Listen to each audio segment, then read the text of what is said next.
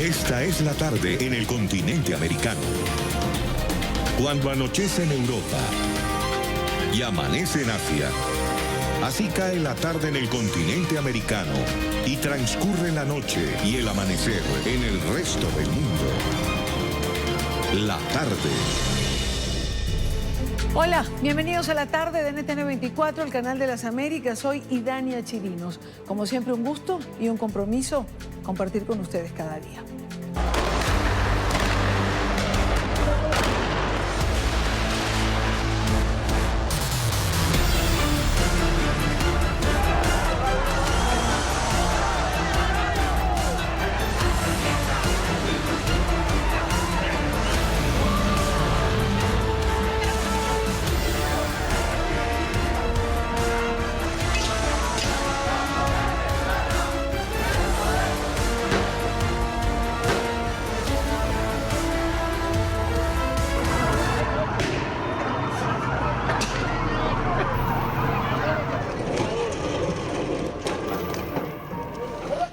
Cuatro minutos, hora costa este de los Estados Unidos.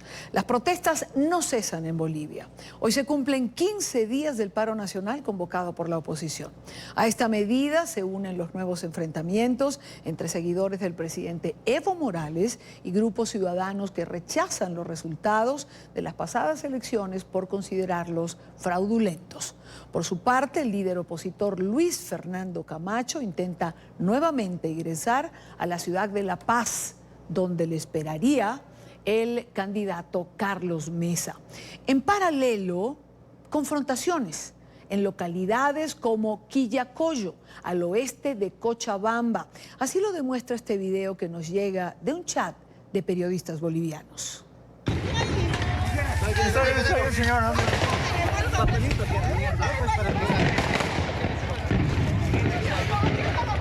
Toda la población de Quillacollo, por favor, esto se ha convertido en un campo de batalla. Necesitamos apoyar a toda nuestra juventud. Nos quieren rebasar estos masistas, por favor, pasen la voz. Necesitamos aquí en el puente Guayculi ayuda. Por favor, a toda la población de Quillacollo, no seamos indiferentes. Bueno, esta es la situación que se está viviendo en Bolivia, que pareciera no estabilizarse. La oposición no acepta los resultados y no está dispuesta a ceder ni a dejarle tan fácil a Evo Morales ese triunfo que se adjudica y que la oposición no reconoce. Quiero saludar a esta hora a Juan Carlos Arana. Él es director del programa Postdata. Este programa tiene 27 años de emisión en Bolivia, es decir, ha visto transcurrir la historia boliviana. Juan Carlos, un gusto saludarle. Gracias por estar con nosotros. Idania, un verdadero placer estar con toda la audiencia del programa aquí en la tarde en NTN 24. Nosotros angustiados como periodistas en un escenario que parece un caldero a punto de explotar. ¿Cuál es la situación ahora? Nos impactaba ver este video, recibí uno bastante más fuerte, no lo quise transmitir, con gente herida, sangrando. ¿Qué está pasando? ¿Cuáles son los focos más importantes dentro del territorio boliviano, Juan Carlos? Y Dania, como periodistas que somos de muchas décadas, queremos ser parte siempre de la solución del problema. Sin embargo, hoy se ha apostado por la salida del desastre. Por un lado, tú hablabas de partidos de oposición y la verdad no son los partidos de oposición exactamente. Es que la gente se sintió vulnerada ante una gigantesca inconsistencia. No quiero utilizar la palabra fraude todavía hasta que no termine el informe de la OEA con referencia a las elecciones del pasado 20 de octubre, que no refleja la voluntad de la gente en las calles, y esto ha motivado una impronta social en todas las capitales del departamento de Bolivia y que tiene enfrentados a seguidores del presidente Morales y obviamente opositores del partido de gobierno. Pero los seguidores del presidente Morales, en su mayoría, son sectores que han sido traídos y o enviados de otras partes del país y traídos con recursos, al parecer, de las propias autoridades del gobierno. Juan Carlos, ya que hablas de personas que han sido traídos de otras partes del país, se habla también de que en las manifestaciones habría infiltraciones o habría venezolanos que habrían llegado también desde Venezuela y enviados por Maduro. ¿Sabes algo de esto? Sabes, tú sabes que en situaciones de conflicto y de alta tensión la primera víctima es la verdad y nuestra obligación como periodistas es no dar crédito a trascendidos. Sin embargo, cada vez van sumando fuentes de inteligencia a las que tenemos acceso que nos hablan de la llegada de un comandante de un comando de boinas negras de Venezuela, cuya especialidad sería la lucha antiterrorismo, que habrían llegado hasta La Paz y después se habrían trasladado a Santa Cruz con el propósito de ofrecer certeza y seguridad de los planes y de operaciones que se deberían desarrollar en Bolivia.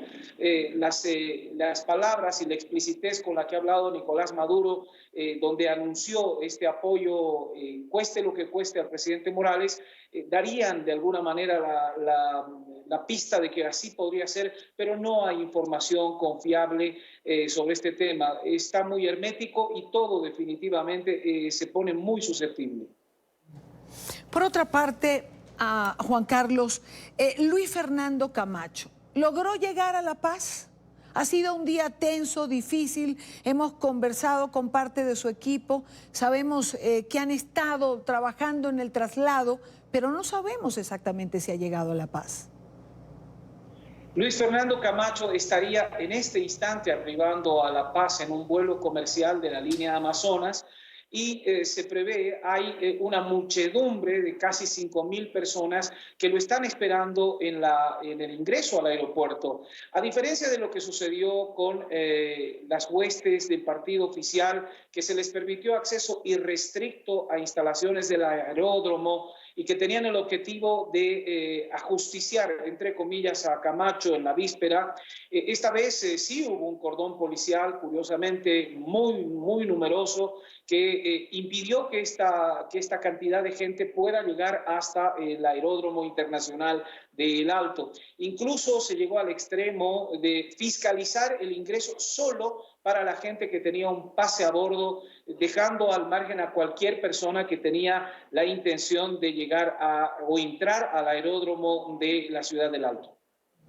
Sí, hemos visto este mismo actuar en otros países como en Venezuela, donde, por ejemplo, a líderes opositores como a María Corina Machado se le impide tomar un avión y desplazarse por vía aérea a cualquier parte del territorio nacional. Cuando lo hace, tiene que hacerlo vía terrestre y aún así trancan los pasos de las autopistas.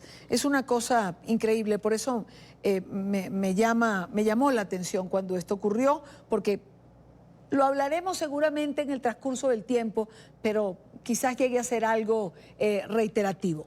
Ahora, al llegar al aeropuerto o al llegar allí a La Paz, ¿sabemos el señor Camacho qué tiene planificado? ¿Crees que esta vez sea factible que salga? La idea es que vaya acompañado, lo escoltarían el expresidente Jorge Tuto Quiroga, que lo está acompañando desde Santa Cruz.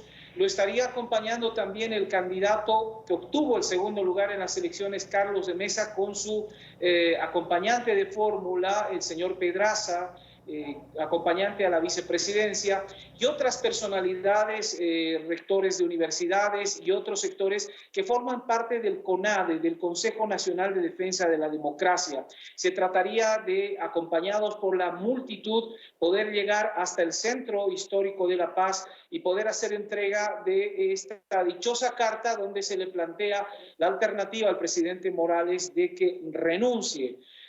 Lo que de verdad no sé si se podrá ejecutar, porque también hay una muchedumbre partidaria del presidente que ha sido movilizada y que está a 2 calles del aeropuerto dispuesta a impedir que esta marcha llegue hasta el centro de La Paz. Hay 13 kilómetros entre el aeropuerto y el centro de La Paz que van a ser de altísima tensión y muy difíciles. Lo que sí es curioso que hoy sí se ve un número numeroso de efectivos de la policía que lastimosamente parece ser instrumentalizada a favor de una de las partes. Será una tarde difícil. Juan Carlos, ¿qué prevés? ¿Hay funcionarios en las calles? ¿Habrá enfrentamiento? ¿Crees que llegue Morales a la represión dura? Dania, perdón, ya se está viviendo una represión dura. Los grupos de choque que van armados con dinamita y van armados con palos y van armados, incluso se detectaron en alguna concentración en Cochabamba con granadas tipo limón, no son represiones sencillas, son colectivos que han sido movilizados en contra de población que de verdad no está armada. Y debo decir, he recorrido todos los bloqueos posibles en La Paz y lastimosamente se puede constatar que esa movilización ciudadana ha sido focalizada y entendida como una movilización derechista, racista y contraria al presidente Morales. Yo no creo que sea contraria per se al presidente Morales, sino esta es una movilización ciudadana en contra de unos resultados electorales de un tribunal electoral que no tuvo ni la consistencia ni la solvencia técnica para contestar cualquier pregunta que se estaba realizando y los análisis que se han realizado. Hoy la OEA está haciendo una evaluación de la que yo tengo un pronóstico y me hago cargo de lo que digo, muy poco probable, en función de que el dato primario, las actas, pues prácticamente no forman parte de esta auditoría que está realizando la Organización de Estados Americanos acá en La Paz. ¿Qué pasa o qué va a pasar cuando la OEA termine esa auditoría y, digamos, los partidos o el propio pueblo boliviano, como bien lo ha señalado Juan Carlos, no lo acepte? Yo tengo la sensación, por la experiencia que tengo y haber seguido situaciones de conflicto, el 2003 el pueblo de Bolivia sacó un presidente más allá de lo que la Constitución planteaba. Hay tiempos, hay un tiempo legal y un tiempo social, un tiempo de la calle. Y siento que ya la auditoría de la OEA, si se realizaba o comprometía la semana pasada, podía haber sido una alternativa. Hoy veo una gente enguerrillada, a los partidarios del presidente Morales definitivamente dispuestos a sangre o fuego defender a su presidente, y veo que la gente en las calles, en una impronta de 15 días que nunca se había visto, te digo, en los 38 años que tengo de periodista, nunca había visto que la gente se prive de circular, algunos saquen vacaciones para poder bloquear en la calle de su barrio. Es una arremetida muy importante ciudadana que no tiene una identidad política ni tiene un líder nítido que se pueda hacer cargo o abrogar esta representación. Es simplemente el pueblo boliviano en la calle no aceptando que se atropellen sus derechos o que se lleven por delante por segunda vez, por cierto, un resultado electoral. Eso también es lo que vemos desde afuera, Juan Carlos, pero pareciera igual que Evo Morales no está dispuesto a ceder, que Evo Morales no está dispuesto a aceptar el planteamiento de ir a una segunda elección, a otra vuelta electoral que legitime el resultado con observación internacional.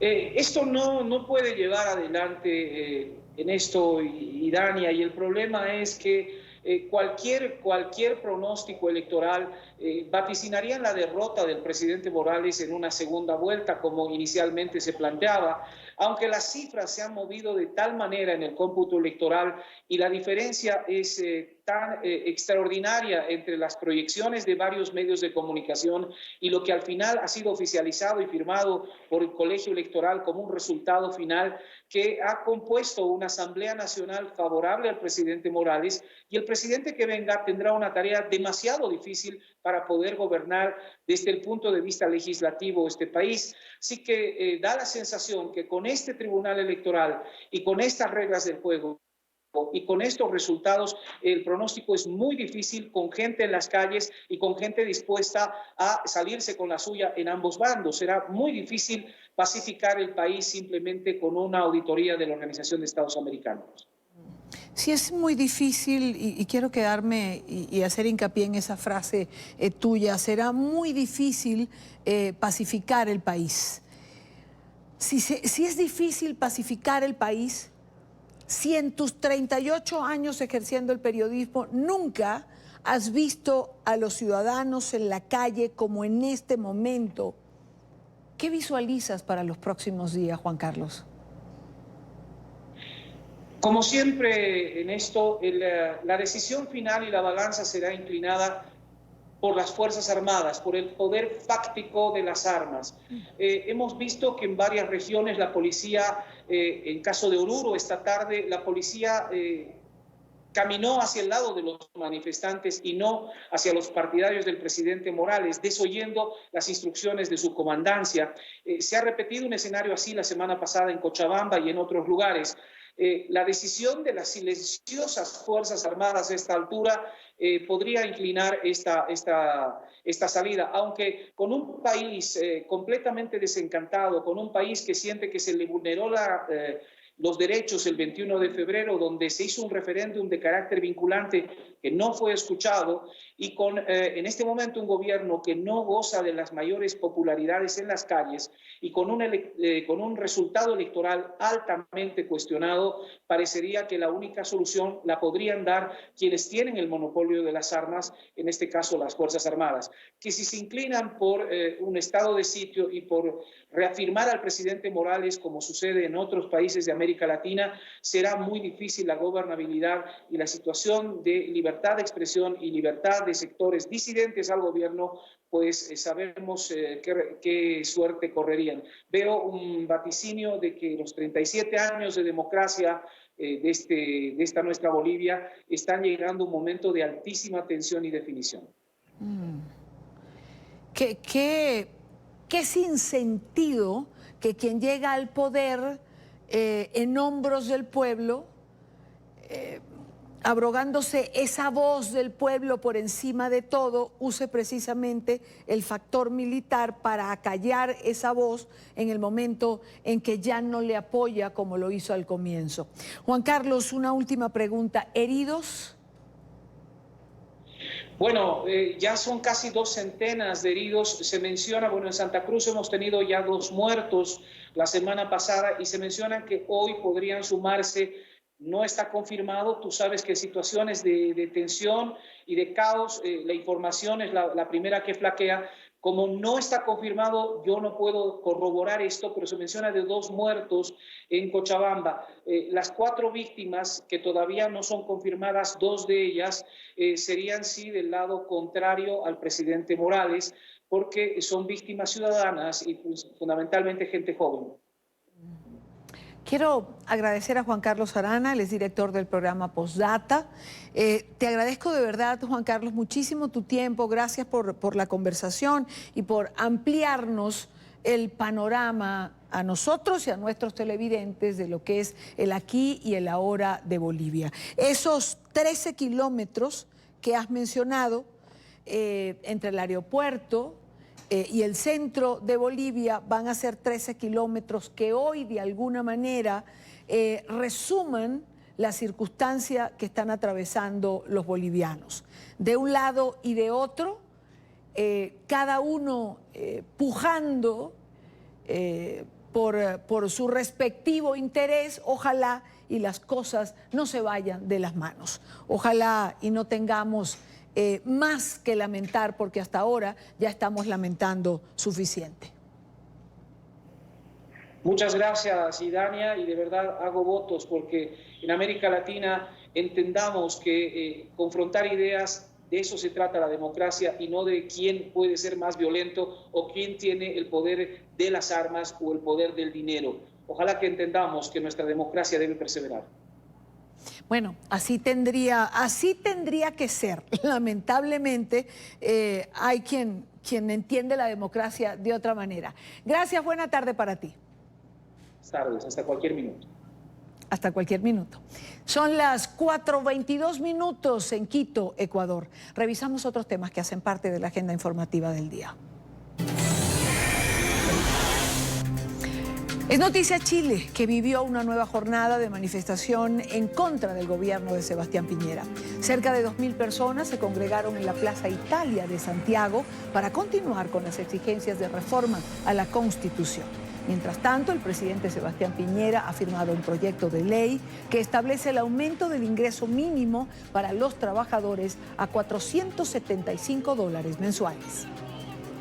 Planteamos como una medida adicional, y creo que muy importante, aumentar o establecer un ingreso mínimo de 350.000 pesos al mes para todos los trabajadores chilenos que tengan una jornada completa y que pertenezcan al 90% de los hogares más vulnerables. Tengo la alegría de afirmar hoy día que con el trabajo de la ministra del Trabajo, el ministro de Hacienda y el ministro de Desarrollo Social, vamos a enviar hoy día al Congreso un proyecto de ley que establece el salario mínimo de 350.000, el ingreso mínimo de 350.000 pesos. ¿Cómo funciona este ingreso mínimo? Todas las personas que tengan un ingreso inferior a los 350.000 pesos y por supuesto superior al salario mínimo, que son 301.000 pesos.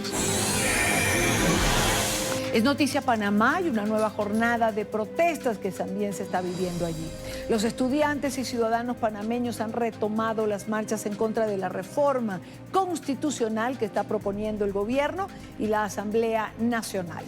El presidente Laurentino Cortizo propuso la creación de mesas de diálogo para consensuar el polémico paquete de reformas constitucionales. Sin embargo, los manifestantes desconfían de esta propuesta, por lo que exigen la conformación de una asamblea constituyente.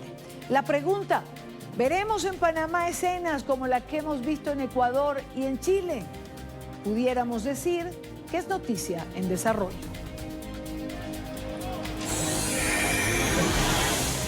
Es noticia Nayib Bukele, el presidente de El Salvador, quien exhortó a otros países a replicar las acciones que él mismo ha tomado ante el régimen de Nicolás Maduro. Recordemos que el pasado fin de semana el presidente Bukele decidió expulsar de suelo salvadoreño a los representantes diplomáticos de Venezuela, una decisión que dijo tuvo que haber tomado mucho antes. Invitamos a los demás gobiernos democráticos que también han desconocido el régimen de Nicolás Maduro a que expulsen a las sedes diplomáticas de un régimen que ustedes mismos desconocen. Es noticia el ministro de la Defensa de Colombia, Guillermo Botero, quien se encuentra en el centro de una tormenta política tras la denuncia del senador del partido de la U, Roy Barreras, durante un debate de moción de censura contra el ministro sobre el bombardeo contra un campamento de las disidencias de las FARC en el que murieron menores de edad y que, según palabras del congresista, esto no había sido informado. El ministro Botero explicó hoy los detalles del operativo en el que fue abatido alias El Cucho en Caquetá, al suroriente de Colombia, y dijo que se realizó con el acompañamiento de un asesor jurídico operacional, que los resultados reportados son de conocimiento de la Fiscalía Nacional para que los evalúe a la luz de las normas del derecho internacional humanitario y que la competencia del manejo de información le corresponde exclusivamente a las autoridades judiciales. Al responder por los fuertes señalamientos que se hicieron durante el debate de moción de censura y la muerte de 7 menores de edad en el bombardeo contra alias El Cucho, el ministro de Defensa aseguró que se trató de un operativo legítimo. Todos los resultados reportados en el marco de operaciones militares son de conocimiento de la Fiscalía General de la Nación. Todas las operaciones militares están precedidas de una fase de planeamiento. Este proceso está acompañado en todas sus fases por el asesor jurídico operacional. Botero señaló que hoy en día todas las investigaciones del operativo son adelantadas por la Fiscalía y que tiene una reserva sumarial. La competencia del manejo de la información corresponde exclusivamente a las autoridades judiciales y todas las diligencias están amparadas por la reserva sumarial. El jefe de la cartera de defensa asegura que es Medicina Legal quien hace la identificación y necropsia de las personas que murieron en la operación. Las labores de identificación de cadáveres corresponden exclusivamente a Medicina Legal, que reporta a la autoridad judicial de conocimiento del caso los informes técnicos científicos para la valoración que en derecho corresponda. El ministro dijo que está a la espera de que las autoridades judiciales requieran información a las Fuerzas Armadas. Que aquí están en juego los instrumentos con que cuenta la sociedad y el Estado para protegerse de las graves amenazas que nos acechan y que estamos en obligación de combatir. Por su parte, el comandante de las Fuerzas Militares de Colombia, el general Luis Fernando Navarro, dijo que no fue una operación contra menores de edad, sino contra el jefe del Frente Séptimo de las disidencias de la FARC, alias Gildardo Cucho. Agregó que no se tenía conocimiento de la presencia de menores de edad que hicieran parte de la estructura de seguridad de este hombre de las FARC y que el operativo fue legítimo porque se cumplieron los protocolos del derecho internacional humanitario. No fue una operación contra menores de edad, fue una operación contra el cabecilla del GAO Residual Séptimo, alias Gildardo Cucho. El comandante de las fuerzas militares insistió en la legalidad de la operación contra alias El Cucho. Esto dijo frente a la denuncia conocida en las últimas horas de que 7 menores murieron en el bombardeo. No se tenía conocimiento de la presencia de menores de edad que hicieran parte de la estructura de seguridad del blanco lícito alias Gildardo El Cucho. En todo caso, el general Luis Fernando Navarro reseñó que se habría tratado de menores reclutados forzosamente por las disidencias de las FARC. Es necesario tener en cuenta que quien infringe el derecho internacional humanitario es quien coloca a una persona protegida en un riesgo que no debe soportar. Es decir, que el GAO residual es quien comete un crimen de guerra al reclutar de manera forzosa a menores de edad y ubicarlos dentro de un objetivo militar. ¿Quién hace las denuncias de la muerte de los menores? Las hace el senador Roy Barrera, del partido La U, como decía al comienzo, quien por cierto respondió a los señalamientos del ministro de la Defensa el día de hoy. Y lo más grave, terminó lavándose las manos con la Fiscalía y echándole la culpa a la Fiscalía de por qué no había denunciado que de los 14 muertos en ese bombardeo 7 eran niños. Y él, el ministro, además, en mi opinión, haciendo equivocar al presidente, informó que se trataba de 14 cabecillas de una banda criminal. ¿Qué justificación puede tener que unas niñas de 13 años y de 14 años sean bombardeadas cuando eran víctimas ellas mismas y cuando se sabía, porque el personero se los había advertido que había niños en la zona? Es un delito contra el VIH, es un uso desproporcionado de la fuerza, pero sobre todo podría haber explicaciones. Si el ministro al otro día se sincera ante el país, dice que fue un error militar o que los habían usado escudos humanos o qué sé yo, pues por lo menos habría tenido conocimiento Colombia de esa tragedia, pero la ocultó durante 2 meses. Jairo Libreros, nuestro analista permanente, nos acompaña la tarde de hoy. Jairo, bienvenido. Y Dania, buenas tardes. Buenas tardes, qué gusto verlo. Hace rato no te veía. Bueno, hemos estado cumpliendo pautas internacionales y hemos estado poco en el estudio. Y ahí sí no me invitas, ¿no? En los últimos días. Hombre, ¿cómo que no? Bueno, Usted me has invitado. Muy ocupado aquí. ¿Eh?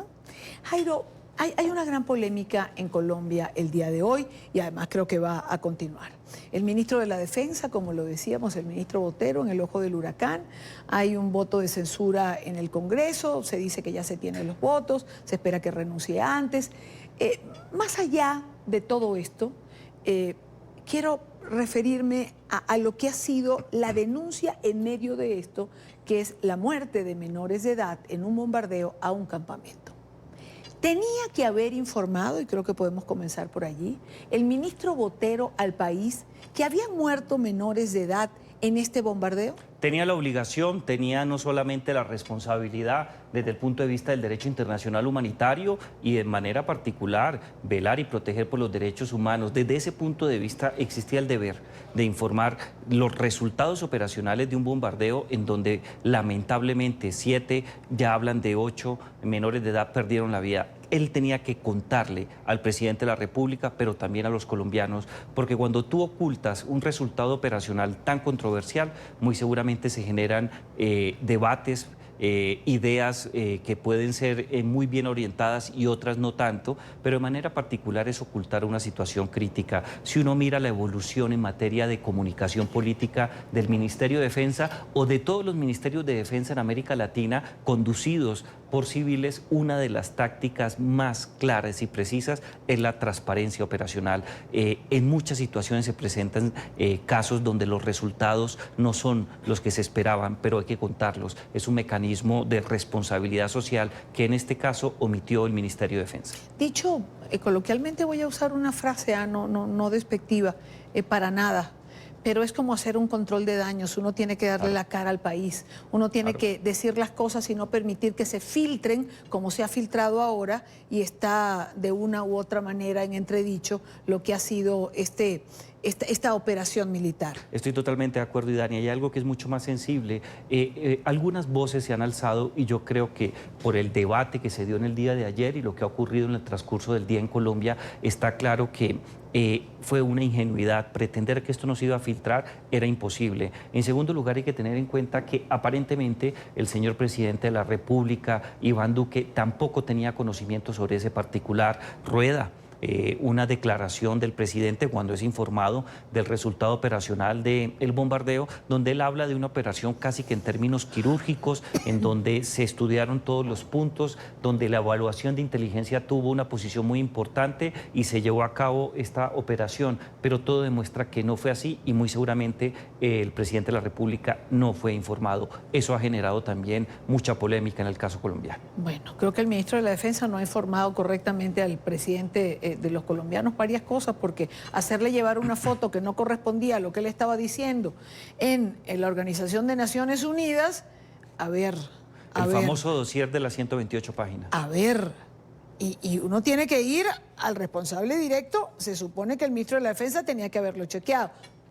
Eso es harina, dime. Es harina de otro costal, pero tiene un grado de delicadeza que es importante traer a colación. Fíjate que los platos rotos lo pagó un general de inteligencia muy prestigioso, con muchos años de carrera, con una efectividad que se ha probado en los últimos 25 años en el mundo de la inteligencia militar. Él ni siquiera estaba en el país, pero fue el que asumió el desgaste institucional, cuando quien debe asumirlo es el responsable civil, el ministro. Por salvar, entre comillas, el pellejo del ministro, perdimos un general exitoso de 30 años y fíjese en lo que anda el ministro de Defensa a portas, muy seguramente renunciando. Ahora, Jairo, el comandante del Ejército decía, lo escuchábamos hace unos minutos, que no se sabía que había menores de edad en ese campamento. Y la pregunta es, ¿no tendrían que haberlo sabido? ¿Es que hay fallas dentro de la inteligencia? Yo no voy... A ver, tú eres experto en esa materia, yo no, tú eres experto en temas de seguridad. De repente no sabemos si hay 20 menores de edad, pero teníamos que saber que había presencia de menores de edad. Tenemos que saberlo, y ahí hay dos fallas de inteligencia claramente identificadas. En primer lugar, hay que tener en cuenta que para adelantar estas operaciones, la inteligencia, y está estandarizado a nivel internacional, tiene mecanismos, procesos y formas para adelantarlo. Para tomar esta decisión de manera particular, se hace un proceso de evaluación de la información, y yo evalúo dos cosas, Idania. Evalúo la credibilidad de la fuente, es decir, quién es la persona que entregó la información y de qué manera se adelantó la cadena de información. Pero hay otro tema que es esencial y que se llama la evaluación de la exactitud de la información. En este caso, la primera falla gira en torno de esta palabra. No hubo un proceso claro y preciso para adelantar la exactitud de la información no era buena. Pero si a esto le sumamos lo que ha ocurrido en los últimos días, surge una segunda explicación, Idania. Hace algunos meses, The New York Times y otros diarios colombianos, de manera particular la revista Semana, denunciaron cómo hubo muchos cambios en la metodología de trabajo para adelantar operaciones y para calificar a los integrantes de la fuerza pública. Uno de los elementos que más se cuestionó por parte de ese diario norteamericano fue precisamente bajar el umbral del 85% para calificar la credibilidad de la fuente y la exactitud de la información al 60%. En ese rango de 25% se puede explicar esta falla. Inteligencia tenía que saberlo, tenía que tener buena información, exactitud. Dentro de los estándares de calidad, ¿cómo se explica ese porcentaje que bajó? un error al momento de tomar decisiones y quizás por el afán de hacer más operaciones se reduce el umbral, y siempre que se reduce ese umbral, está demostrado en Colombia y en otro tipo de situaciones similares, los únicos que pierden es la población civil o personas que están directa o indirectamente involucradas con un actor armado. Ese 25% en este caso le costó la vida a 8 menores de edad. Ok, ahora vayamos a otro punto, porque tampoco podemos poner la responsabilidad absoluta de un solo lado. Ese campamento era un objetivo militar. Era un objetivo militar. Y entiendo que esto está permitido por el derecho internacional. Totalmente, el derecho internacional avala, por las condiciones que tenemos ahí, adelantar una operación de asalto, una operación de golpe de mano o un bombardeo. Si habían menores de edad, ¿de quién era la responsabilidad de que los menores de edad estuviesen ahí? ¿De la FARC o de la Fuerza Armada de Colombia? De la disidencia de la FARC. Aquí no podemos nosotros tener dudas sobre este particular. El derecho internacional humanitario le permite a las fuerzas militares adelantar este tipo de operaciones. Sin duda, quien pone en riesgo a los menores de edad es el grupo disidente de las FARC. Son los que los reclutan de manera forzosa y adelanta diferentes procesos de revictimización o de victimización secundaria y terciaria frente a estos menores de edad. El responsable, a la luz del derecho internacional humanitario, de manera particular, son los integrantes de la disidencia de las FARC. Que siguen reclutando menores en Colombia posterior al proceso de paz. Eso también tiene que quedar claro. Sí, eso tiene que quedar absolutamente claro. Ellos asumen la responsabilidad. No se le puede trasladar a quien adelanta la operación desde el punto de vista del derecho internacional humanitario responsabilidad que sancione de manera especial, en términos eminentemente penales, conductas que era difícil adelantar. Sin lugar a dudas, en lo que estábamos analizando del ministro Botero, la responsabilidad política le cae a él, y muy seguramente se va a debatir y se tiene que escuchar por qué se bajó el umbral del 85 al 60%, pero la responsabilidad, sin lugar a dudas, le corresponde a la disidencia de las FARC. Un menor de edad es menor de edad hasta, y perdonen la redundancia, ¿hasta qué edad según el derecho internacional? Hay un debate muy interesante. Algunos instrumentos internacionales y alguna jurisprudencia de tribunales internacionales, hablo de manera particular del Tribunal de Sierra Leona, el de Ruanda, el de la antigua Yugoslavia y la propia Corte Penal Internacional, consideran que el menor de edad es de 14 años hacia abajo.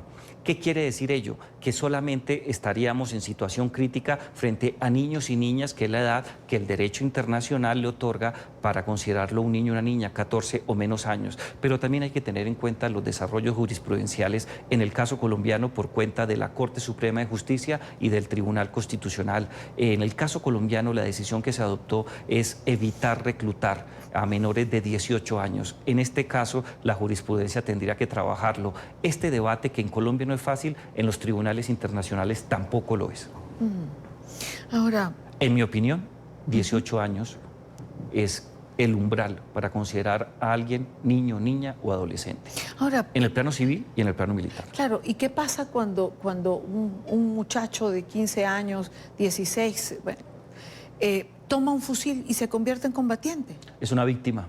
Es una persona que es víctima del delito de reclutamiento forzado. Cualquier persona que no haya cumplido su mayoría de edad, así voluntariamente acuda ante un actor armado, en este caso la disidencia de las FARC, él no tiene la suficiente capacidad evolutiva y de manera particular racional, mirándolo al frente de la ley, para tomar tranquilamente esa decisión. Este tema se ha subsanado de diferentes maneras. Hay que tener en cuenta la Convención de 1982 de Naciones Unidas sobre los derechos de los niños.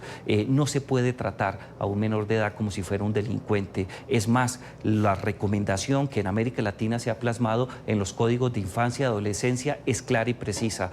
El menor de edad que esté involucrado en un hecho que tenga características de delito o que sea punible no puede ser considerado un delincuente, y la acción del Estado es protegerlo para recuperar y restablecer sus derechos. Es un debate en desarrollo. Esto. Es un debate en desarrollo. Y es una noticia en desarrollo en Colombia. Esto traerá consecuencias, es noticia el día de hoy. Hay un amplio debate en el país y seguramente mañana tendremos otra arista de esto que ha sido información el día de hoy. Jairo, como siempre, gracias. gracias por acompañarnos. Para mí siempre es un honor estar contigo.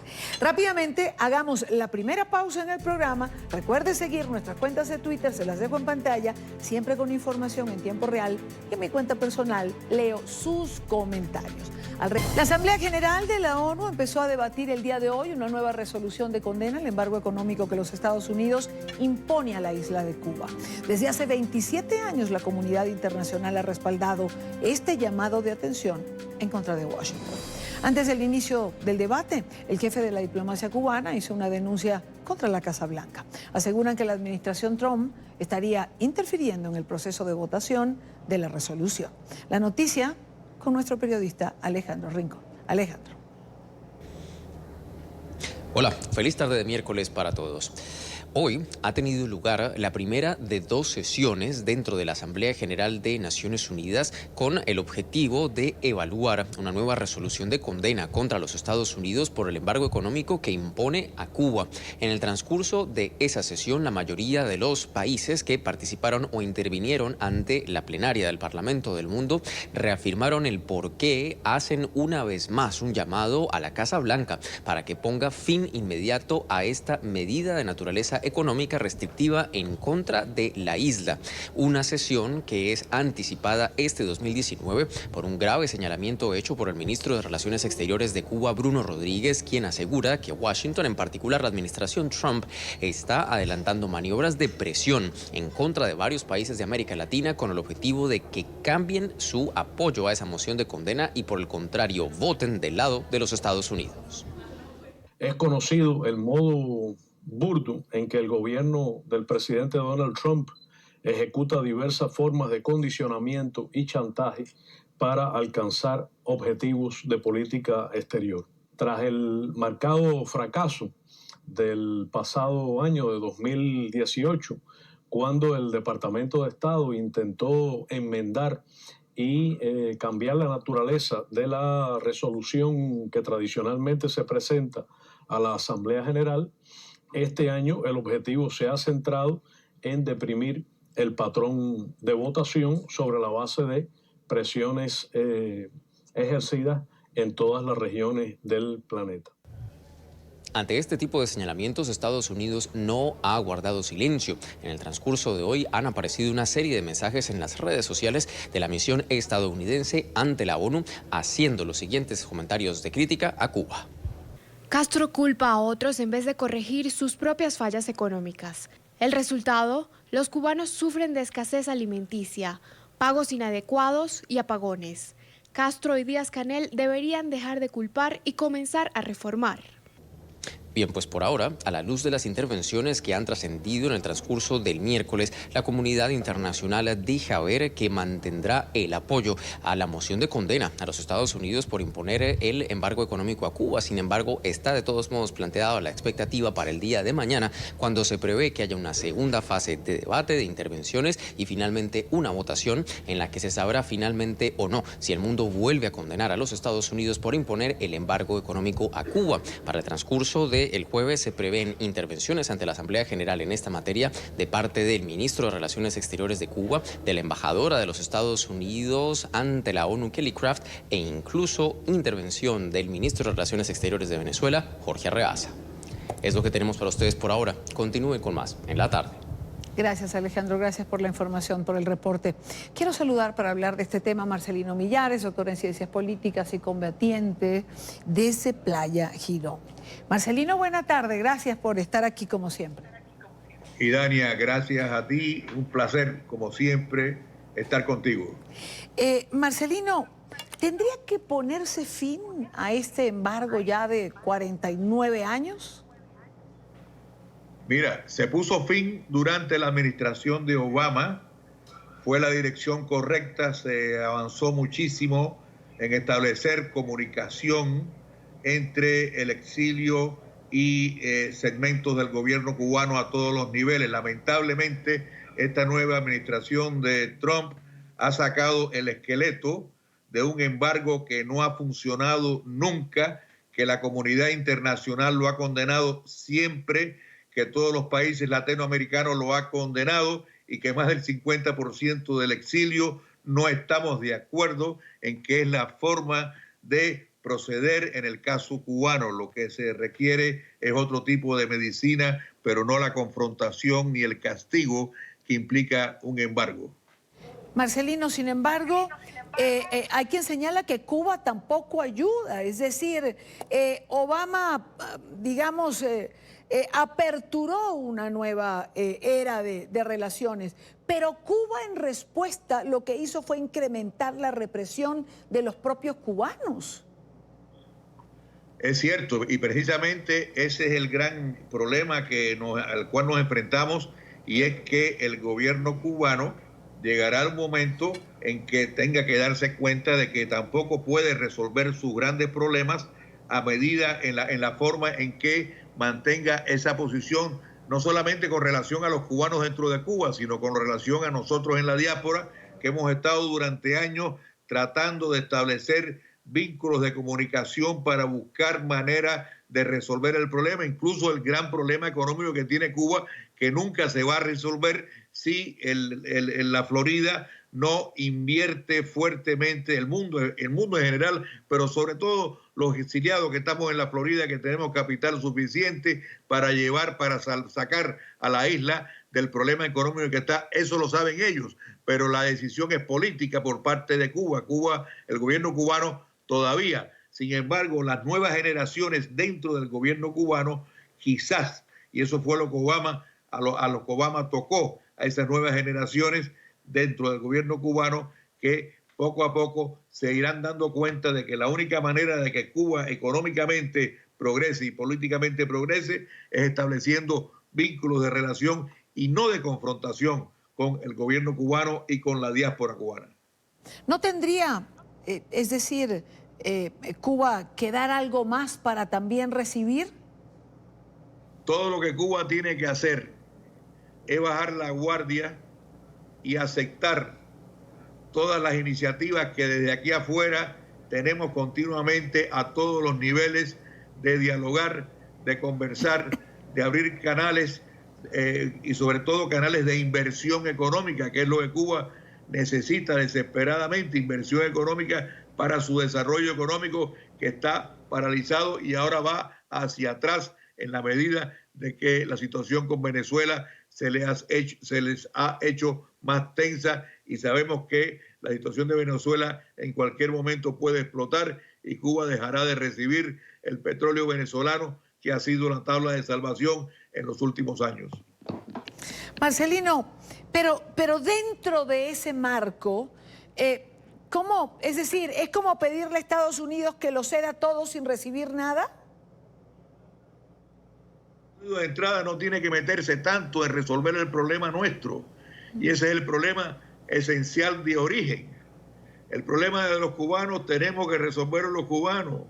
Los Estados Unidos no debe de meterse en tratar de resolver nuestro problema, porque no lo ha resuelto en 60 años ni lo resolverá, sobre todo si es a través de confrontación. Obama logró acercarse y penetrar y llegar, y estábamos en una línea correcta, pero Obama básicamente no se metía directamente, sino lo que hizo fue facilitar que entre los cubanos pudiéramos comenzar a relacionarnos y establecer contactos entre los cubanos, que somos los que eventualmente vamos a resolver. Nunca esperamos que el gobierno norteamericano nos resuelva, y así pasó en Bahía de Cochino en 1961, en el cual nos dejaron abandonados en las playas de Cuba. Yo personalmente sufrí 2 años de cárcel como consecuencia y aprendí la lección. Los Estados Unidos no resolverán, somos los cubanos los que tenemos que resolver. Igual que en el caso de Venezuela, son los venezolanos los que tienen que resolver. No pueden esperar que la solución venga de afuera. Marcelino, ya que estamos conversando, no puedo dejar de hacerte una pregunta en relación a una circunstancia delicada quizás entre Colombia y Cuba. Colombia le ha pedido a Cuba la extradición de varios miembros del Ejército de Liberación Nacional inmersos en actos terroristas, y Cuba ha negado esta extradición, lo que pudiera influir en el voto de Colombia dentro del seno de la Organización de Naciones Unidas. ¿Qué gana Cuba no extraditando estos miembros del Ejército de Liberación Nacional que tienen señalamientos concretos y poniendo en riesgo su relación con Colombia? Tiene que tener en cuenta que esos miembros del Ejército de Liberación son como parte, digamos parte de Cuba misma, son hermanos totales del gobierno cubano. El gobierno cubano es quien los ha ayudado y son parte, el gobierno cubano no puede traicionarlos. Sería una traición desde la perspectiva de ellos allá. Es una traición y eso es lo que tenemos que entender, porque Cuba está totalmente inmersa, no solamente en Venezuela, sino en todas las guerrillas que hay en Colombia y en el resto de la América Latina. Es parte de la labor que Cuba ha hecho, su labor revolucionaria, básicamente, y, sí. Esa es la explicación que tiene. Marcelino, te agradezco muchísimo estos minutos con nosotros en NTN 24. Y Dani, a ti, y que se repita. Gracias, seguramente que sí. Marcelino Millares. Por otra parte, la mayoría de los votantes hispanos en Estados Unidos, y esta es una noticia para compartir antes de ir al corte, reemplazaría al presidente Donald Trump por un candidato demócrata. Esto según datos arrojados por una encuesta que también reveló que la mayoría de votantes latinos no respaldarían la candidatura de alguien que proclamara o que se proclamara socialista. Paola Serna tiene el reporte. ¿Qué tal? Muy buenas tardes. A un año de las elecciones presidenciales en Estados Unidos, una encuesta ha revelado que el 64% de los hispanos que se encuentran registrados para votar preferirían votar por un candidato demócrata en las próximas elecciones y no reelegir al presidente Donald Trump. Sin embargo, un 25% de los hispanos votarían por el presidente Trump. Que no hay novedad en la popularidad del presidente Trump con relación a la comunidad hispana o latina de Estados Unidos. Dentro de esta demografía, en el 2016 vimos la misma tendencia. El presidente no ha sido popular entre la mayoría de la comunidad en los Estados Unidos. Sin embargo, lo interesante de esto también ver es que el descontento de la comunidad latina o hispana con relación a los candidatos que ofrece la tendencia demócrata o la corriente demócrata. Y lo que personalmente me alegra es que rechacen a candidatos que están viajando con la bandera socialista. Esta es una vieja campaña del Partido Demócrata, de que los hispanos se inclinarían por ellos. Pero la realidad en número demuestra que el índice de los hispanos acudiendo a la mesa de votación no es alto. No nos ha apoyado los latinos. Entonces, cada quien vota por quien le parezca, pero el señor no debe ser reelegido. No debe ser reelegido. Para mí no existió nunca Trump. Es un tipo mimado, digamos que, bueno, no, nunca me gustó. Yo creo que es importante que el presidente se siga aferrando a la economía si quiere lograr la reelección y en ese aspecto mostrar que sí quiere continuar creciendo la economía y en el tema migratorio ver si el próximo año saca alguna propuesta o algo que pueda resolver el tema migratorio, que creo que eso le ayudaría con algunos hispanos. Esta encuesta realizada por la cadena Telemundo también reveló que para la mayoría de los hispanos que se encuentran habilitados para votar, es decir, un 57%, están de acuerdo con que se realice un juicio político en contra del presidente Donald Trump. La información desde Miami, Paola Serna para NTN 24. Gracias, Paola, gracias por la información. Tiempo de una nueva pausa en la tarde de hoy. Continuamos con más en la tarde de hoy. Son las 5:09, hora costa este de los Estados Unidos, 6:09, hora Venezuela. Precisamente allí no cesa la crisis en el sistema de salud. Médicos del hospital JM de los Ríos de Caracas temen que el centro asistencial tenga que cerrar sus puertas. La mayoría de los servicios no funcionan. Oliver Fernández tiene un informe. La medida de protección de las Naciones Unidas se desvaneció. El temor de los pacientes no se puede ocultar, sobre todo los adolescentes que están conscientes de que sus vidas corren peligro. Hay veces en las que hay el tratamiento, como hay otras en las que no. Entonces, si actualmente el dinero te alcanza a duras penas para comer, ¿cómo tienes tú para ir a comprar una ampolla de vancomicina diaria?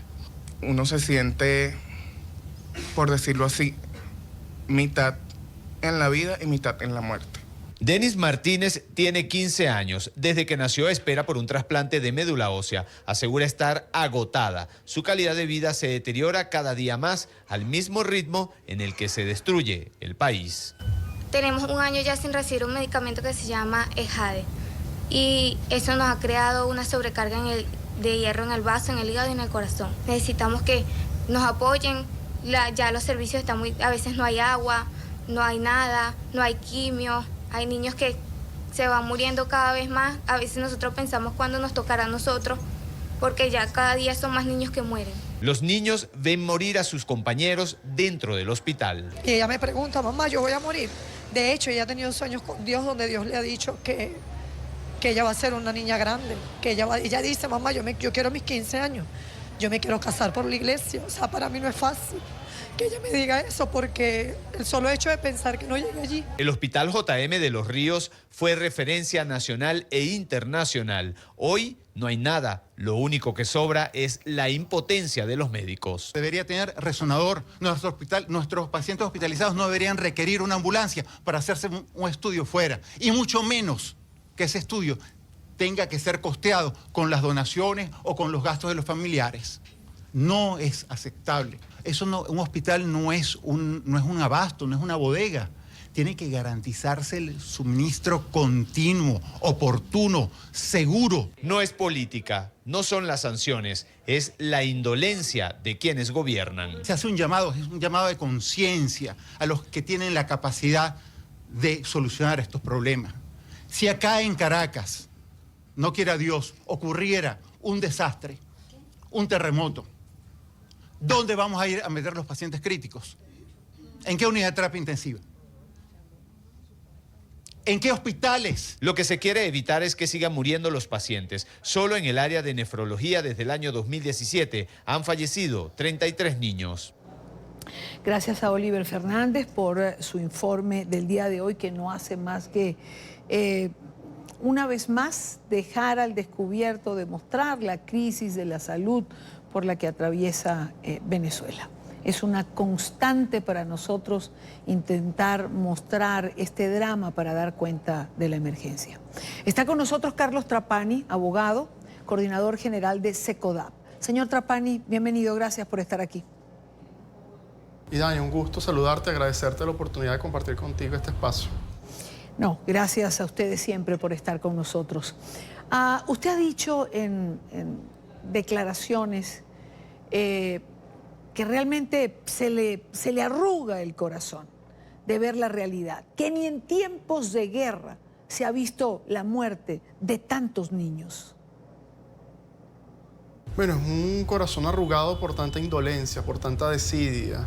Creo que el Hospital JM de Los Ríos es uno de los principales hospitales que ha sido denunciado, documentado, registrado todos los problemas desde hace más de 10 años. Y hoy, cuando vemos el hospital en las condiciones en que se encuentra, sin agua, sin comida, sin reactivos, sin capacidad de poder hacer lo básico, bueno, creo que a cualquier persona le arruga el corazón, ¿no? El hecho de poder contabilizar día a día cómo van muriendo los niños por falta de atención médica, bueno, es un indicador de por qué se nos arruga el corazón.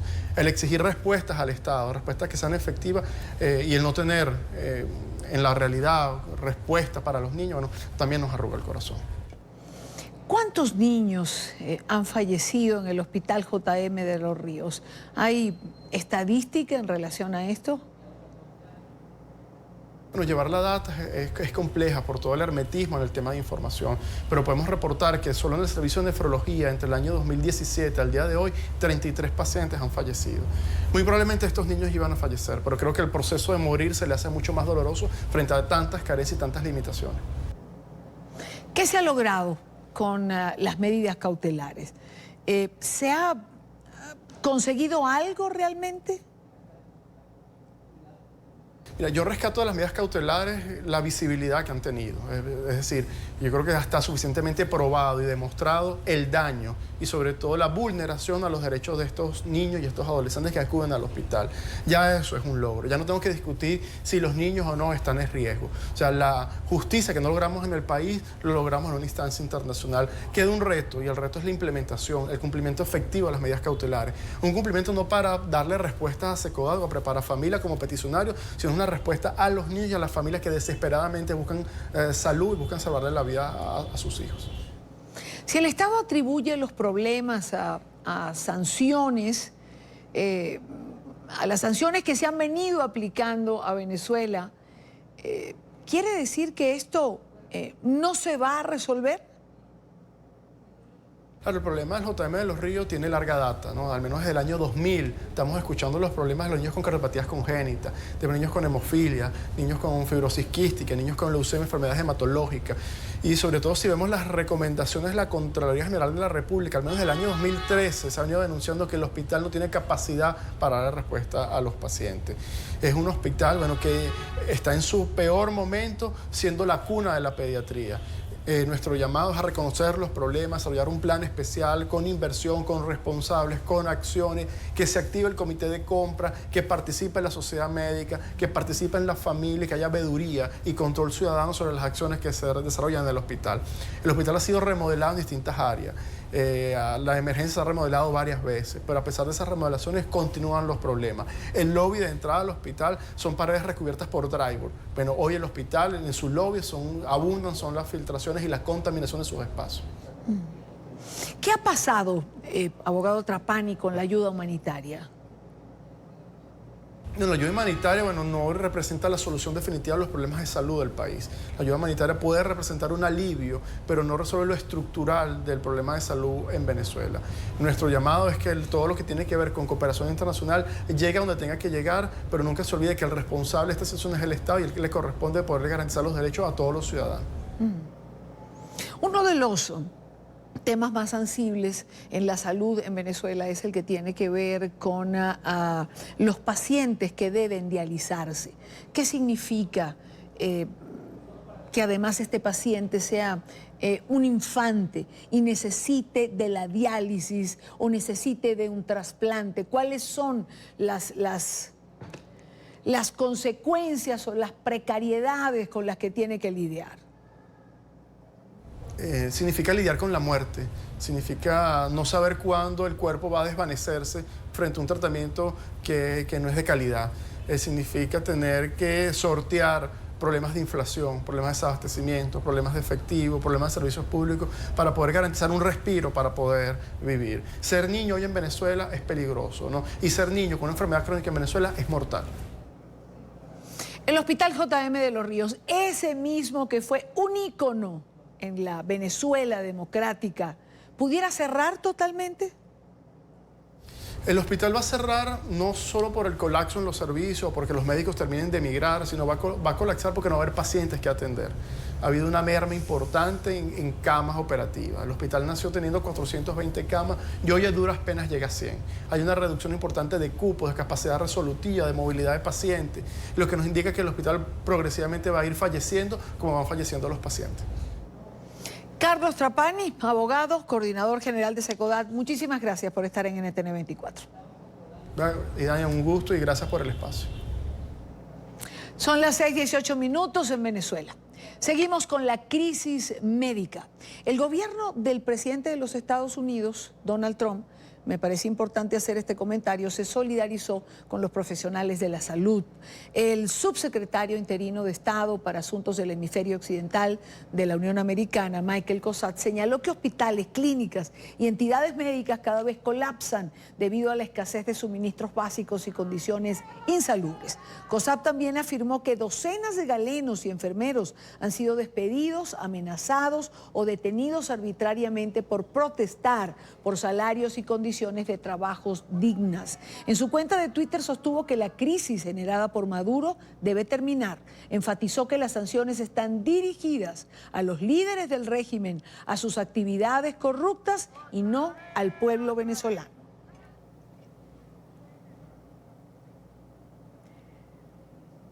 Seguimos con más. En Caracas, mujeres simpatizantes de Nicolás Maduro, líderes sindicales y gremiales aseguran que el salario no alcanza ni siquiera para comprar los productos básicos. Anuncian una marcha para el próximo 25 de noviembre. Luis Laya, nuestro periodista, tiene un informe.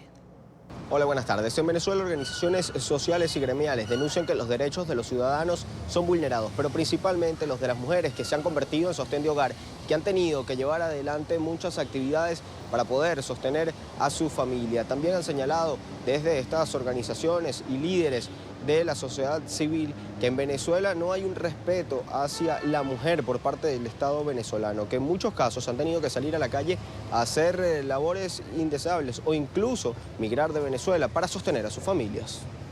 ¿Te parece que no nos han violado todos los derechos? Derechos humanos, derechos a la salud, derecho a la alimentación, el derecho a elegir. Todos los derechos han sido violados en Venezuela. Entre las más afectadas están las mujeres, así lo denuncian los ciudadanos, que aseguran que hoy se sobrevive en el país.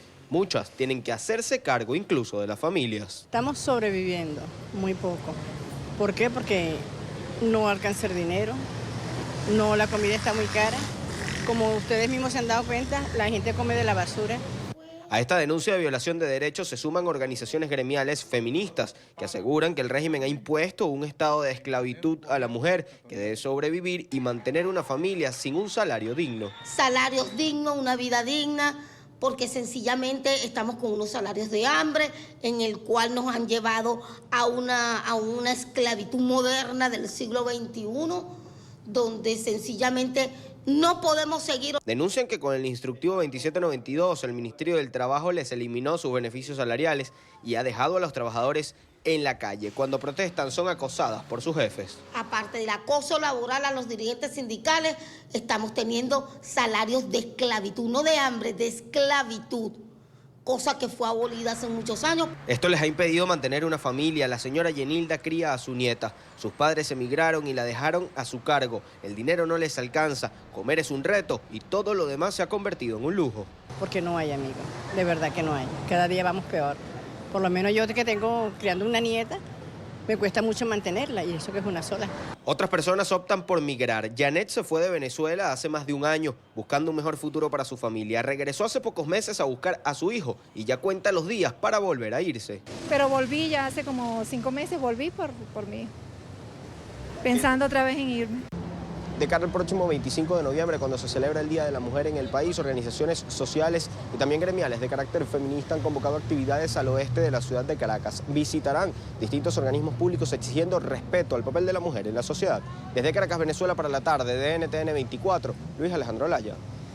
Gracias a Luis Alejandro por la información. Antes de finalizar esta parte del programa, quisiera referir que hoy el ministro de Comunicación de Venezuela, Jorge Rodríguez, me acusaba de lavarle la cara a criminales de la banda Los Rastrojos. Una periodista venezolana que trabaja en un medio de comunicación colombiano le lava la cara a la banda Los Rastrojos de la siguiente manera. Adelante, video. ¿Qué iba a pensar? Otra vez lo voy a decir, ¿qué voy a pensar yo? Que por montar al presidente en mi camioneta y pasarlo para allá, para ayudar a nuestro país, para no sé, para conocer al presidente, para... Mejor es no hablar de criminales, ni de quién pretende lavarle la cara a quién. Por cierto, sin lograrlo. En todo caso, y por respeto a la audiencia de este programa, me gustaría recordar que mi función no es lavarle la cara a nadie. Mi función es ubicar a un personaje que el régimen de Venezuela convirtió en noticia y preguntar, como hacen los buenos periodistas, para tener las distintas versiones sobre un mismo hecho. Y eso lo puedo hacer porque trabajo en un medio independiente como es NTN 24 y porque tristemente estoy fuera de Venezuela. Eso es lo que molesta al ministro de Comunicación, que podamos preguntar con libertad, que no ejerzamos la censura previa y que busquemos más allá de la verdad oficial que el régimen venezolano pretende imponer diariamente. Y cuando no lo logra, intenta entonces descalificar al mensajero y no al mensaje. Vamos a la pausa. Regresamos en breve y nos ocupamos de México y de esta matanza de la familia Levarón que tantas consecuencias y tanta repercusión está teniendo. Ya venimos. Avanza en México la investigación de la masacre de 9 integrantes de una familia mormona estadounidense en el límite entre los estados de Sonora y Chihuahua. Las autoridades creen que el grupo criminal Los Jaguares, vinculado con el cartel de Sinaloa, estaría detrás de la matanza. Según las autoridades, el asesinato múltiple se registró en medio de las disputas por las rutas del narcotráfico con la organización La Línea, afín al cartel de Juárez. La escena del horror. Este es el momento en el que la familia Levarón recorre el lugar donde 9 de sus integrantes se fueron masacrados.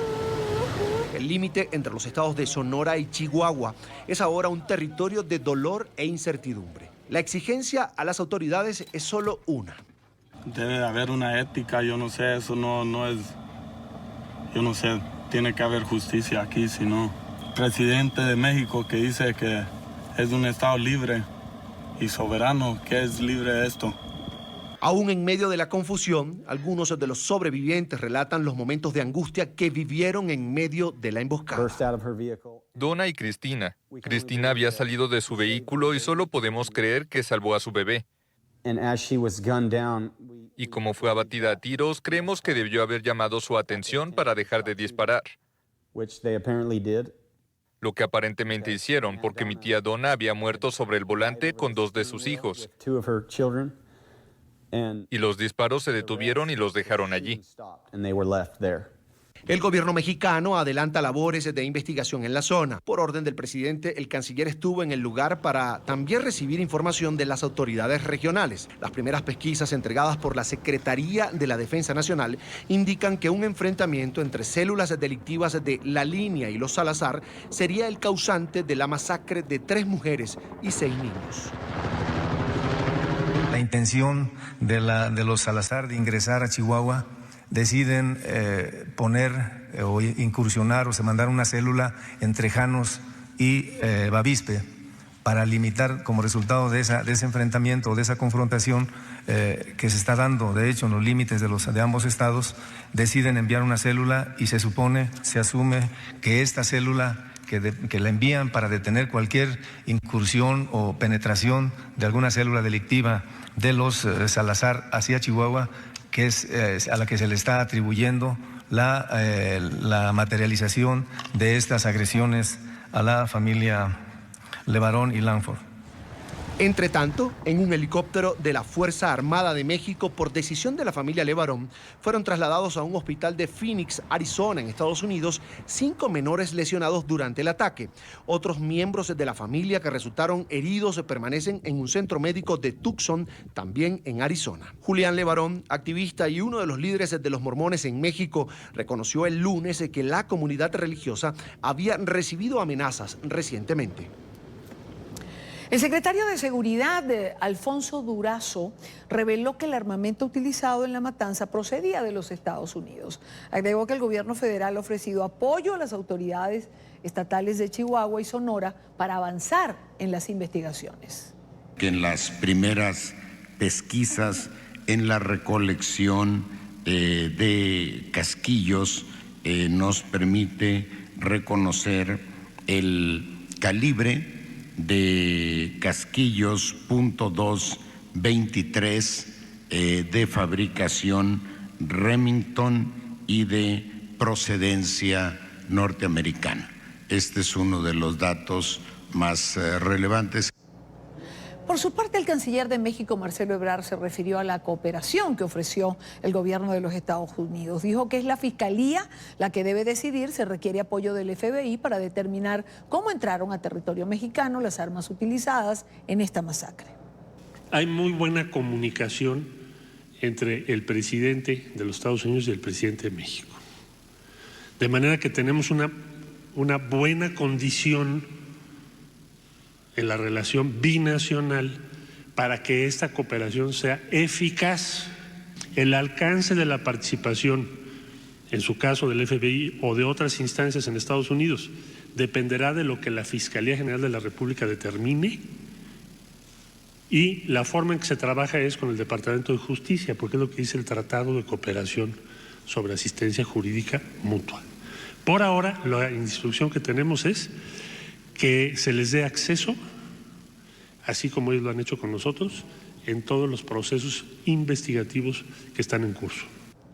Está con nosotros en esta parte del programa Juan María Naveja, analista político de política nacional y de las relaciones México-Estados Unidos. Lamentablemente se nos ha caído la señal, lo cual es un crimen, pero no puedo dejar de comentar un par de cosas, aunque le tenga por la línea telefónica. Señor Naveja, muchas gracias. Buena tarde. ¿Qué tal, Idania? Buenas tardes. Pues insostenible la versión que se está dando por parte del gobierno. No se puede creer que sea un enfrentamiento entre dos bandas cuando una de las mujeres de los Levarón les dijo a quienes estaban disparando que solo eran mujeres y niños, y a pesar de ello los masacraron, a pesar de ello los acribillaron. Por otro lado, Idania, y rápidamente decir, México no produce armas. Obviamente lo que dice el secretario de Seguridad es insostenible porque las armas evidentemente provienen de los Estados Unidos. Realmente el gobierno de México está agobiado ante los 30,000 homicidios dolosos a lo largo de este año, y que en un término de 10 días son 5 masacres colectivas las que se han registrado en México, Idania. Pero además, señor Naveja, yo escuchaba la declaración del secretario de Seguridad, Alfonso Durazo, cuando hablaba del calibre, de que las balas, de que las armas eran estadounidenses y que este era uno de los datos más relevantes. Usted me disculpa, pero ¿cómo que uno de los datos más relevantes? Relevante que hayan matado a todas estas personas en territorio mexicano y que cada día se sienta, se perciba que el Estado pierde territorio frente al crimen organizado. Eso sí que es relevante.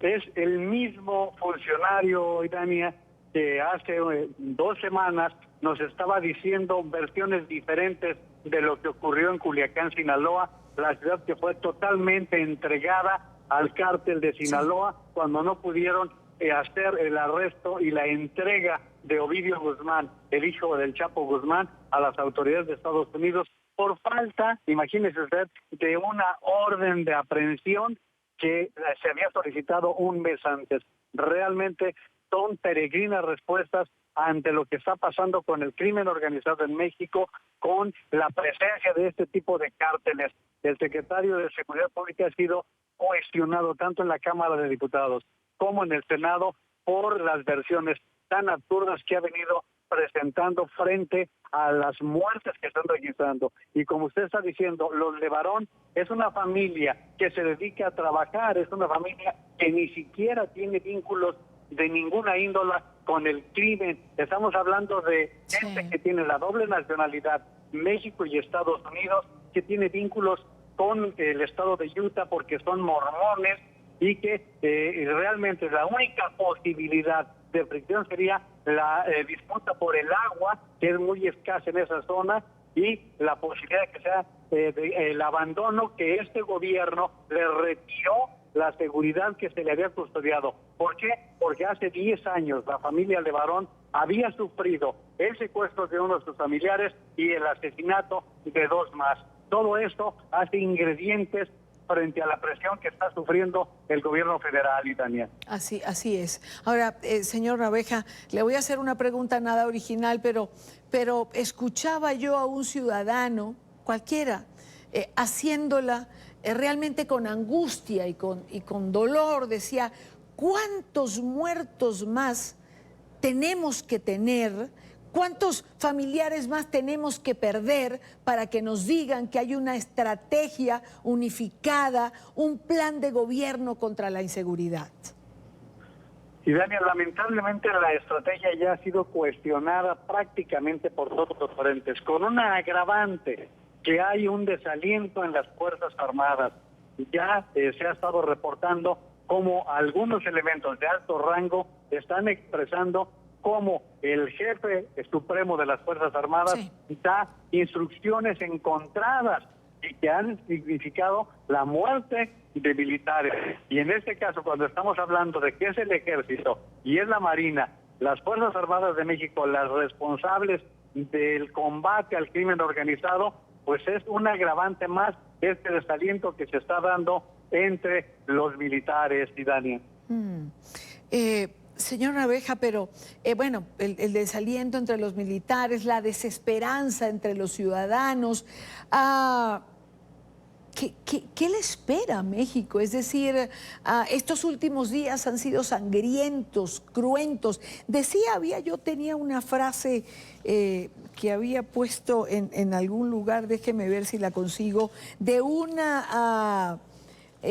un senador conservador en Estados Unidos, del senador Cotton, que decía: abrazos, no balazos, quizá funcione en un cuento de hadas, pero no en la realidad mexicana. Y aunque es cuestionable la guerra contra el narcotráfico, contra el crimen organizado del presidente Calderón, creo que también lo es la inacción. Bueno, el presidente Calderón fue presidente hace 10 años, Dania. De intermedio están 6 años de Enrique Peña Nieto. Y estamos hablando de que es el presidente López Obrador quien ha dicho que no quiere luchar con enfrentamientos directos, y él, esa frase de abrazos, no balazos, es del presidente López Obrador, quien no cree en un tipo de lucha frontal contra la delincuencia. Recordemos que el día de ayer él le respondió al presidente Trump que le agradecía el apoyo, pero que no necesita México la ayuda de Estados Unidos. Imagínese usted desairar lo que puede significar la ayuda de inteligencia, la ayuda de investigación por parte de Estados Unidos, que además está hablando de ciudadanos que tienen la nacionalidad estadounidense. Ese ha sido un desacierto por parte de las autoridades mexicanas de desairar un apoyo cuando estamos hablando de que ustedes lo saben bien, Dania, el narcotráfico es un problema internacional que requiere el apoyo, que requiere la actuación de parte de todos los gobiernos que se puedan unir para poder combatir a quienes no juegan y son capaces de asesinar niños y mujeres al menor atisbo, como ocurrió entre Sonora y Chihuahua el día de antier. Es una situación realmente lamentable. Juan María Naveja, analista de política nacional. Muchísimas gracias, señor Naveja. Lamento no habernos podido ver, pero entiendo que hay problemas con el internet. Buena tarde para usted. Las máquinas no tienen palabra de honor, y Dania, es un placer estar en contacto con el auditorio de la tarde. Gracias. Buena tarde. Y cuando son las 5:47 hora costa este, Bolivia. Retomamos Bolivia. En Bolivia se está atento ante la llegada del líder opositor Luis Fernando Camacho a La Paz. Desde el aeropuerto internacional nos acompaña en la capital de Bolivia Carla Mercado, de nuestra cadena aliada Red 1. Carla, bienvenida, buena tarde. ¿Qué sucede en este momento en el aeropuerto? Hola, ¿cómo estás, Dania? Muy buenas tardes. Acá nos encontramos exactamente en la ciudad del Alto, donde, por ejemplo, hay bastante movimiento, al cual se está registrando ya desde el mediodía prácticamente acá en ese lugar. Mire, yo quiero que usted vea lo que está sucediendo en este preciso momento. Lo que está sucediendo, como le estaba mostrando, la expectativa es grande en el sector de la ciudad del Alto, para ser más precisos. Sí. Y bueno, usted puede ver la gran cantidad de movimiento de prensa, sobre todo. Así también han llegado algunos adeptos de Luis Fernando Camacho. Se había establecido que llegue ya en horas de la tarde, pero han retrasado el vuelo por una y otra razón. Así también cabe resaltar de que ha habido un poco de retraso también, esto por las condiciones climáticas. Durante 15 minutos después del mediodía ha granizado de tal manera que la pista tuvo que ser cerrada por al menos 2 horas y media para que las personas encargadas acá del aeropuerto puedan realizar la limpieza correspondiente. Así que, bueno, ha sido también parte del factor climático lo que ha afectado a en realidad a la llegada de Luis Fernando Camacho hacia la ciudad del Alto. Sin embargo, también le comento de que, por ejemplo, ha habido mucha gente que se ha conglomerado acá en este lugar, sobre todo a la entrada del aeropuerto, es a 1 kilómetro la entrada, donde también las personas han decidido apostarse, tanto seguidores de Luis Fernando Camacho como también personas afines al gobierno, al socialismo. Entonces, bueno, es bastante tensa en el ingreso del Aeropuerto Internacional del Alto, la situación que se está viviendo. Claro. ¿Se han presentado enfrentamientos?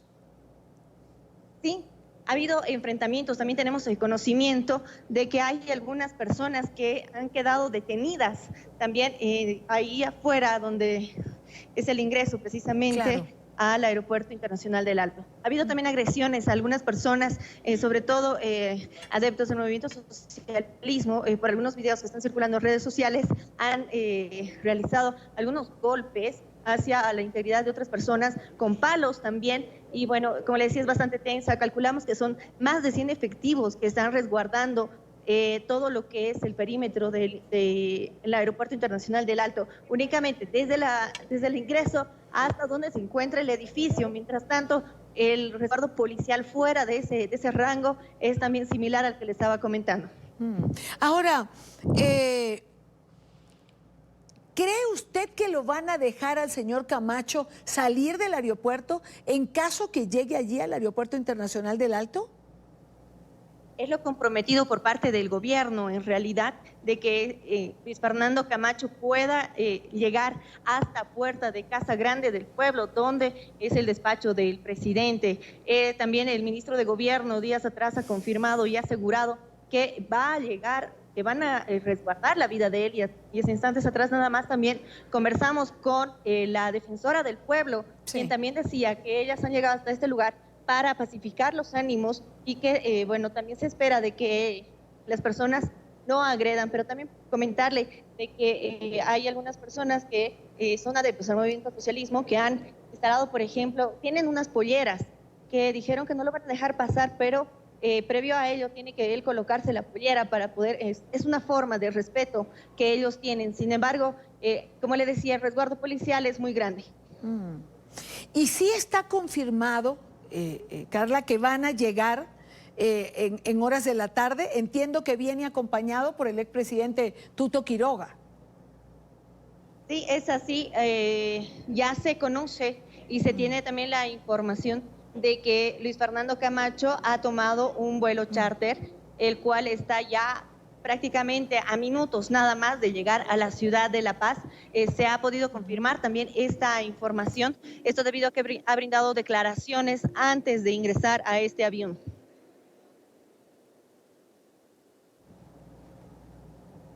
Sí.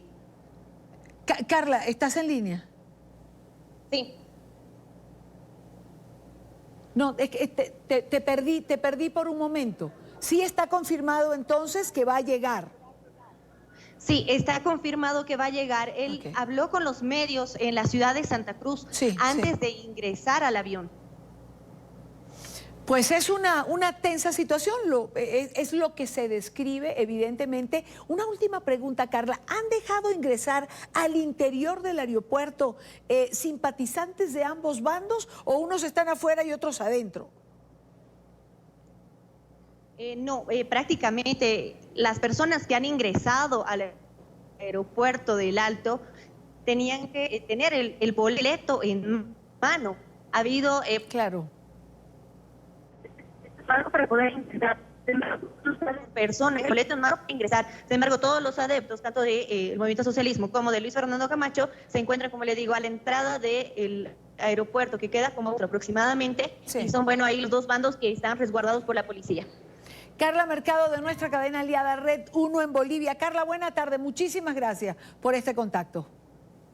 No, muchísimas gracias a ustedes y bueno, para cuando lo requieran estamos prestos para la información. Muy amable. Es la situación que se vive entonces en el aeropuerto del Alto en Bolivia, donde se espera la llegada de este joven opositor que ha concentrado los últimos días la atención de la prensa internacional. Última pausa en el programa, ya regresamos. Muchísimas gracias por habernos acompañado. Llegamos al final de la tarde de hoy. Recuerden seguir nuestras cuentas en Twitter, siempre con información en tiempo real. En mi cuenta personal leo sus comentarios. Recuerde también que todas nuestras entrevistas en nuestra página web ntn24.com. Nuestra plataforma en Instagram y nuestro canal en YouTube. Todas son plataformas para encontrarnos. Manténgase informado, conéctese siempre a NTN24. Buena tarde para todos. Les espero mañana a la misma hora para compartir, debatir, analizar la agenda informativa del día.